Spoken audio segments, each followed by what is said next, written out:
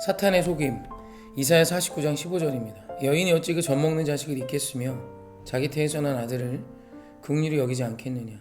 그들은 혹시 잊을지라도 나는 너를 잊지 아니할 것이다. 옛날에 이런 얘기가 있었죠. 한 어머니에게 두 아들이 있는데 아들 하나는 남학신을 만들어 파는 아들이고 또 다른 아들은 집신을 만들어 파는 아들이에요. 둘 다 신을 만들어 파는 건 비슷하지만 남학신은 이제 비가 올 때 주로 팔릴 것이고 집신은 이제 평소에 팔리겠죠. 근데 어머니가 늘 걱정인 거예요. 왜냐면 비가 안 오는 날은, 날이 화창한 날은 남학신을 만들어 파는 아들이 걱정이 되고 또 비가 오는 날은 집신을 만들어 파는 아들이 걱정이 되는 거죠. 그래서 이 얘기를 들으면 우리는 쉽게 이런 생각을 합니다.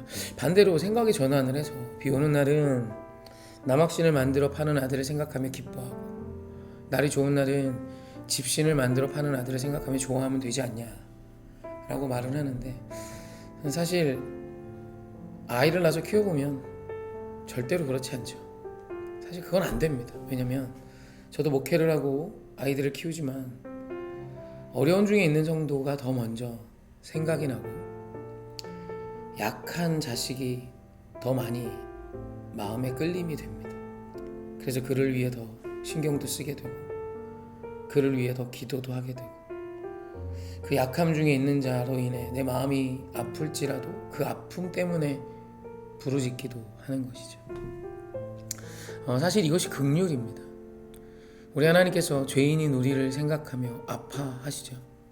또 그 아픔이 얼마나 크셨는지 아들을 내어주셨어요. 그리고 그 하나님은 이런 우리를, 아들을 내어주신 우리 하나님은 이런 우리를 결코 포기하지 않으시죠. 그런데 사단이 우리를 속이는 때가 있습니다. 무엇이냐면 우리가 하나님의 뜻과 다른 결정을 내리며 살 때, 우리가 하나님의 뜻과 상관없는 삶을 살 때 사단이 우리에게 와서 참소하죠. 너는 죄인이야. 너는 더러워. 하나님이 너 같은 자는 사랑하실 리 없어. 지금 너의 상황을 봐. 하나님이 너를 버리셨어. 여러분, 그런 상황이 사단이 주는 이 속임에 속지 않으셨으면 합니다.